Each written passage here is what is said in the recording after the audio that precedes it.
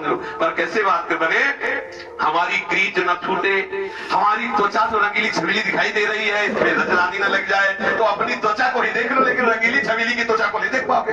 उनको देखने के लिए आपको अपनी त्वचा में रज लगाना पड़ेगा। रज का विषय अरे बड़े भाग्य का विषय है, सच्ची बता रहे, विश्वास मान लेना। कोई भी सांप उसके ऊपर लागू नहीं होगा जो रज लगाए होगा।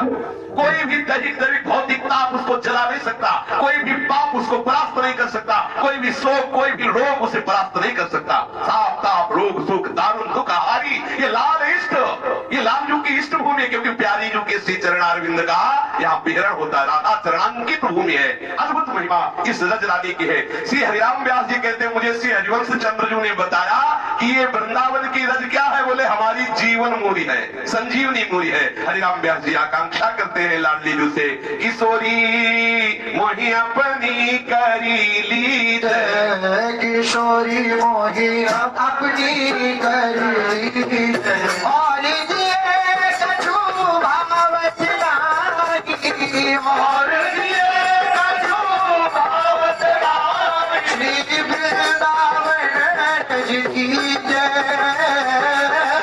वृंदावन रज की जय, किशोरी मोहे अपनी करी, किशोरी मोहे अपनी करी, किशोरी मोहे अपनी करी, किशोरी मोहे अपनी करी, मन मृग पशु पक्षी यावन के, मृग पशु पक्षी यावन के, चरण शरण रखती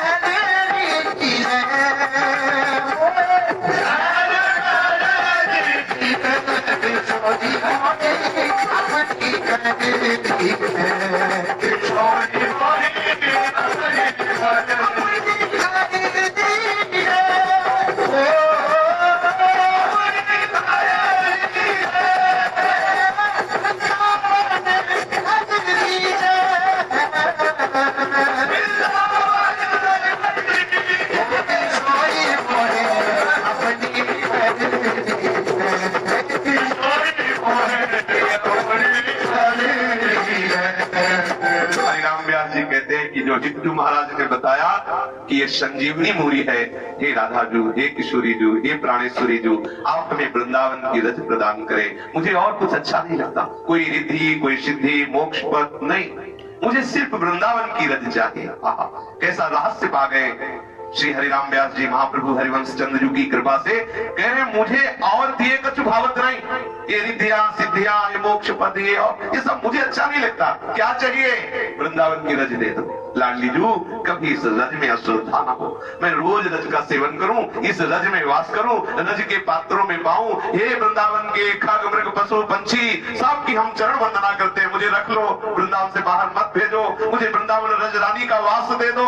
क्या करोगे वास करके? इतना रज से क्यों प्रेम करते हो? क्योंकि रज रानी की कृपा से राधा रानी के चरणों की सेवा मिल जाएगी। व्यास स्वामिनी की छवि निर्गत महल टहलनी कीजिए, और जब हमारे श्री जी की सेवा मिल जाएगी, रोज उनकी स्त्री रूप माधुरी का पान करूंगी, रोज उनके श्री अंग की सेवा, उनकी लीला में डूबी रहूंगी। इसलिए मुझे रज रानी का सहयोग प्रदान कर दीजिए। महान अपार महिमा से युक्त रज है।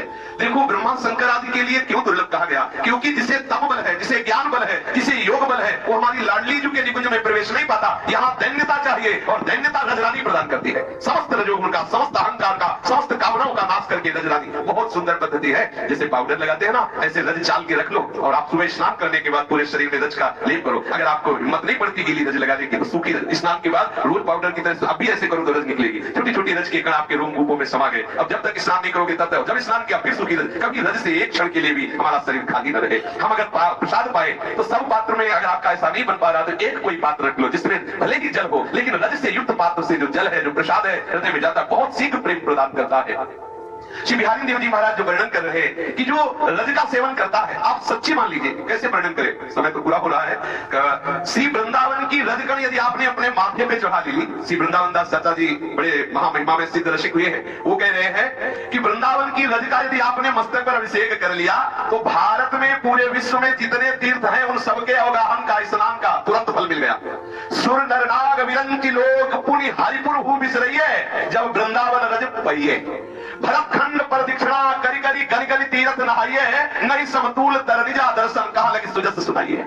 श्री वृंदावन दास जी महाराज कह रहे, यदि वृंदावन की रज का सेवन करोगे तो वृंदावन की रज का प्रभाव क्या बढ़ेगा आपके हृदय में? आपको ना स्वर्ग का कोई भोग प्राप्त कर पाएगा, न नागलोक का, न ब्रह्मलोक का, न सातल का, त्रिभुवन का कोई ऐसा भोग नहीं है जो आपको आकर्षित कर सके। त्रिभुवन का संपूर्ण भोग आपके सामने अपना प्रभाव दिखाकर हार जाएगा, और वृंदावन रजरानी आप में ऐसी सामर्थ्य देगी कि कोई भी संग दोष आपको परास्त नहीं कर पाएगा, कोई भी वस्तु व्यक्ति स्थान का दोष आपके हृदय में नहीं। और खास बात, भारत की पूरी प्रदक्षिणा, संपूर्ण तीर्थों का स्नान, संपूर्ण नदियों का स्नान, संपूर्ण पुरियों का भ्रमण और जितना दान पुण्य सब, ये यमुना के समीपवर्ती विराजमान वृंदावन की रज का सेवन करने वाले की बराबरी नहीं कर सकते। अगर वृंदावन की रज लगा रहे हो तो पूरे भारत की परिक्रमा का फल मिल रहा है, संपूर्ण नदियों के स्नान का फल मिल रहा है, संपूर्ण तीर्थ, संपूर्ण पुरियों के, संपूर्ण धामों के सेवन का आपको फल मिल रहा है। कितनी महिमामयी बात है। वृंदावन की रज का सेवन यदि आप कर रहे हैं तो कनक बसन गज भूमि गऊ जो कोटि नुतान करिए, पूजत नाही विपिन रजकन को, जब ले शीश चढ़िए।